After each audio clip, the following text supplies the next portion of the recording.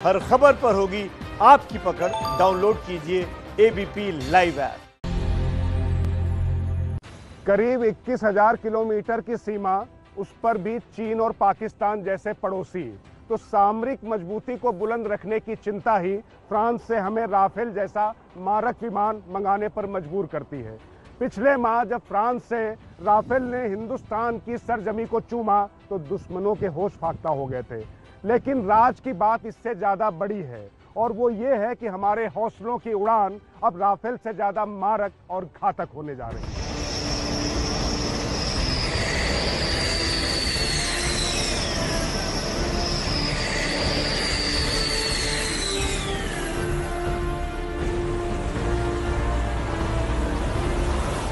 Rafale की ये गर्जना हर हिंदुस्तानी को जोश में भर देती है जब उसे मालूम चलता है कि पाकिस्तान से लेकर चीन तक मुकाबला करने में दुश्मनों के पसीने छूट जाएंगे। लेकिन एक सवाल है जो सभी के मन में कौंधता है और कौंधना भी चाहिए।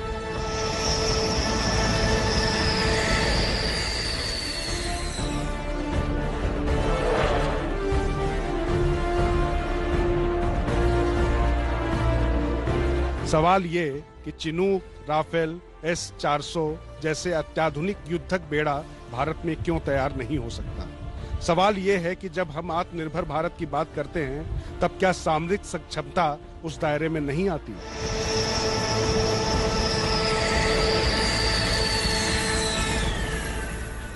इन सवालों के जवाब ये हैं कि बदलते जमाने के साथ हमारा देश भी तेजी से बदल रहा है।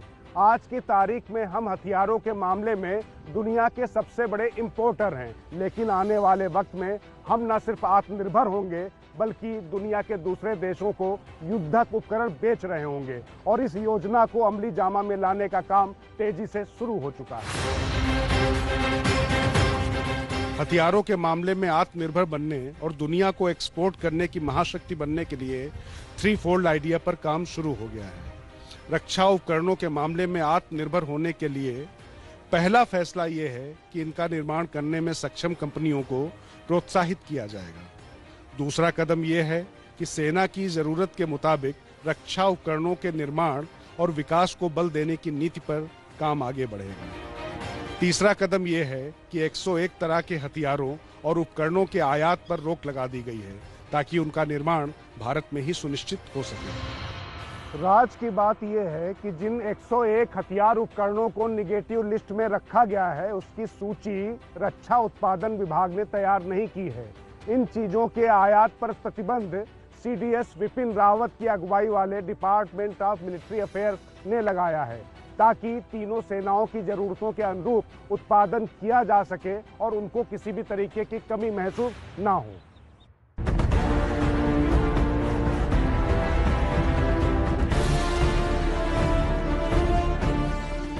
अभी शुरुआती दौर में ही 50 भारतीय कंपनियों ने इटली, रूस, फ्रांस, इजराइल जैसे 18 देशों में एक्सपोर्ट किया, यानी संभावनाएं विशाल हैं।